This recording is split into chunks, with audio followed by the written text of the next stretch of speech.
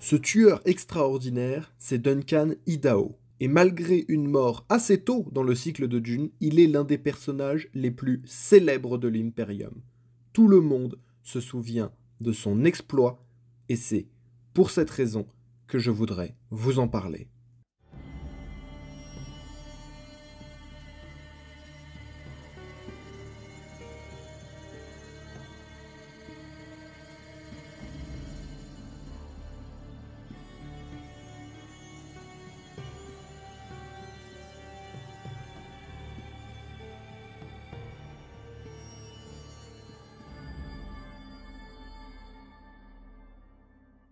Duncan Idaho est né et a grandi à Jedi Prime, en tant qu'esclave des Harkonnen.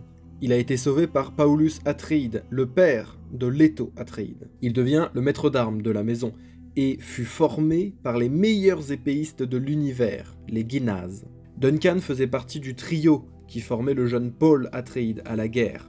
Trio qui, farouchement loyal, protégeait la maison de ses ennemis extérieurs mais aussi intérieurs. Duncan, comme tout le trio, se méfiait profondément de Jessica. À cause de son appartenance au Bene Gesserit, il pensait qu'elle privilégiait son ordre à sa maison. Duncan était très proche des membres de la famille Atreides. Il respectait Gurney, même s'il le battait souvent au combat, et il adorait Paul. Lorsque les Atreides eurent pour fief Arrakis, Duncan fut choisi pour partir plus tôt, avec pour mission de prendre contact avec les Fremen pour former une alliance.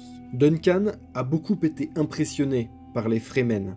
Il a fraternisé avec Stilgar, il a visité leur sitch, et il a pu voir leur culture, leurs traditions, mais surtout leur férocité au combat. Parce que féroce, il l'était aussi. Si son nom est connu de tout l'Imperium, même des siècles après sa mort, c'est parce qu'il a tué en combat singulier pas moins de 19 Sardaukar, les troupes d'élite de l'empereur considérées comme étant les meilleures de la galaxie. C'est un exploit tellement monumental que tout le monde se souvient de lui, alors qu'il meurt dans la première moitié du premier livre du cycle de Dune. Donc retenez bien que même une vie brève peut être importante si l'on marque suffisamment les mémoires. Et c'est ce qu'a fait Duncan Idaho.